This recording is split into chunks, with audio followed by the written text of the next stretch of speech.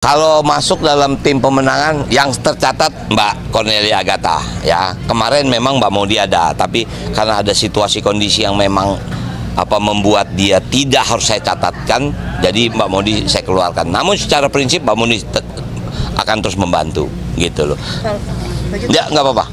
Kalau untuk fokus nanti untuk pemenangannya sendiri gimana sih Bang memanfaatkan keluarga besar Sidul ini? Ini sebetulnya bukan masalah memanfaatkan ya. Ini sebetulnya tanggung jawab mereka semua. Tona, Munaro, Mariati ini seniman-seniman Betawi yang kebetulan memang bergabung kepada keluarga Sidul. Tapi dasar utama adalah mereka seniman tradisional.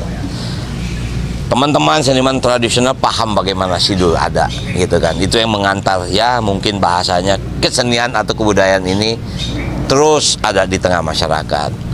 Kemudian kalau Cornelia Agatha ini memang saya libatkan bukan hanya sebagai Sarah. Dia ini kan pemerhati anak. Dia bahkan menjadi pengurus kamu ya, LBH ya. Ketua Komnas DKI. Anak. Nah, apalagi kan saya perlu nih kan belakangan kan maaf bullying, sekolah kekerasan terjadi. Kadang-kadang Mbak Lia juga, aduh Bang ini bagaimana ini gini.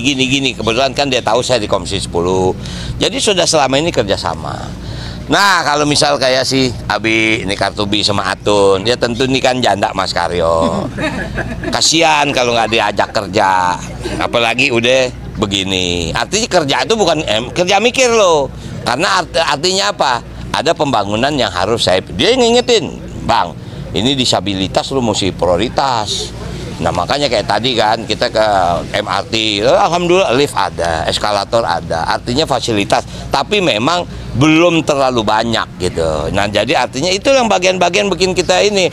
Kalau Rebong ini kan ya ini kan anak Sidul, saya cuma bilang lah dia, kamulah yang meneruskan saya.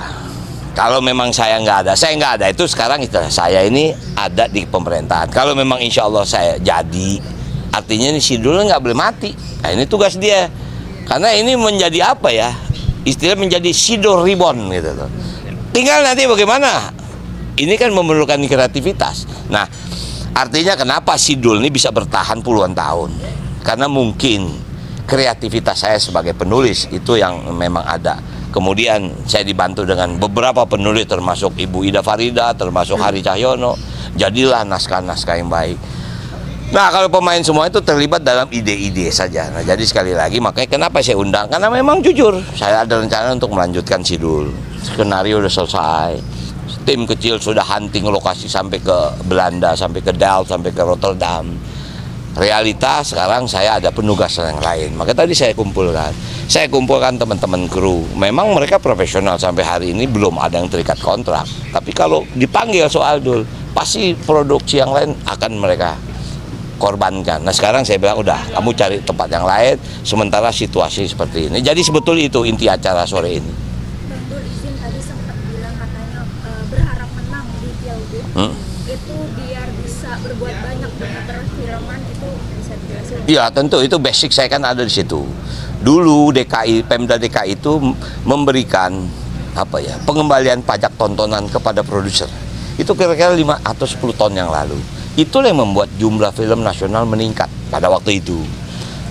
Nah, kalau memang saya punya kebijakan itu, saya akan yakin film Indonesia akan jauh lebih meningkat. Sekarang saja sudah meningkat. Yang meningkat sekarang bukan filmnya, tapi jumlah penontonnya. Tapi layar masih kurang. Nah, kalau misal besok saya jadi, minimal Pemda DKI bisa membangunkan layar-layar bioskop. Itu boleh, karena itu bagian dari kreatif. Nah, kan sekarang ada istilahnya Kementerian Kreatif yang dipimpin Pak Sandiaga Uno. Nah film bagian dari salah satu yang dibilang kreatif gitu. Masukan dari teman-teman pemain film bagian besar apa? Pasti sekarang ini saya memberikan tugas ke mereka tentang strategi, ya maaf mungkin strategi kampanye, strategi ya. Tapi mereka ini kan orang-orang lapangan, sebetulnya kayak Munaro, Tona, ini kan gedenya menggede di Empang. Dia mana ada di gedung, istilahnya dia tuh banyak kan di panggung, di kampung, di pelosok-pelosok kota. Jadi gampang dia nih, tinggal cowongnya aja, ini aja agak pendiam nih. Coba begitu dibayar, udah ngoceh. Gitu, oke? Ya, thank you ya. Yuk, makasih. Adam juga nggak bisa karena Adam ini harus mempersiapkan Bruno Mars. Supaya teman-teman tahu, yang namanya Hans Adam itu dia adalah security untuk seluruh artis internasional. Jadi dia nggak bisa hadir karena dia harus mendesain bagaimana pengamanan untuk Bruno. Ini Kiki sama Mas Rio lagi robah skenario. Untuk nggak tahu juga kapan kita buat, tapi artinya skenario siap tercipta. Saya tahu saudara banyak kan Totona main, walaupun saya tahu bagaimana nasibnya sampai sekarang. Si Abi udah pegang hidung aja, udah syuting beberapa episode, sampai sekarang belum lunas juga. Skenario yang Belanda sudah selesai, bahkan tim kreatif sutradara dengan kameramen sudah berangkat ke Delft, sudah foto segala macam, perizinan sudah bergerak. Awal pertama saya undur, tidak di Oktober, karena saya bilang di Oktober, tanggal 1 Oktober saya dilantik jadi anggota DPR lagi. Tanggal 20 Oktober saya melantik presiden. Kalaupun kita mau syuting, kita baru bisa syuting di bulan November.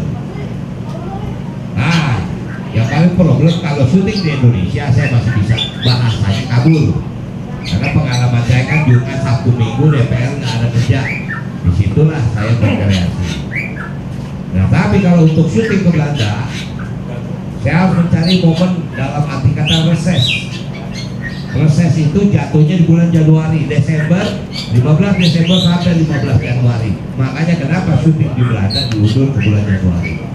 Itu rencana perubahan sebelum ada perintah menjadi calon wakil gubernur.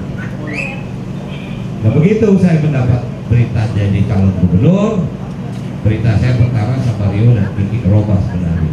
Artinya apa? Saya masih ingin melanjutkan sebelum. Karena sampai hari ini, ya teman-teman tahu saya kerjasama dengan siapa.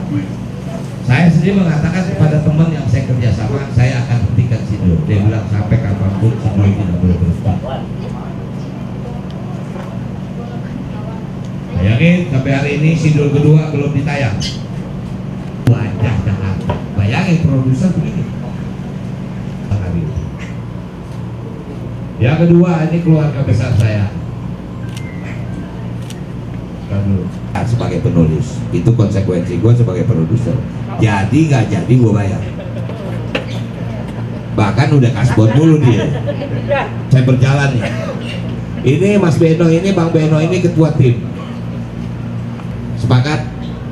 Cuma tiap malam kelingsir gue. Saya perlu keterlibatan keluarga Sidul. Untuk apa? Pada waktu kampanye. Misalnya, itu kan juga bagian dari strategi kampanye. Walaupun sebetulnya udah pada ngirim, cuman sampai sekarang saya belum keluarin. Kenapa saya harapin teman-temanku? Mungkin juga sedikit. Ya, mohon bantuan. Mohon bantuannya adalah nanti saya akan kasih APK.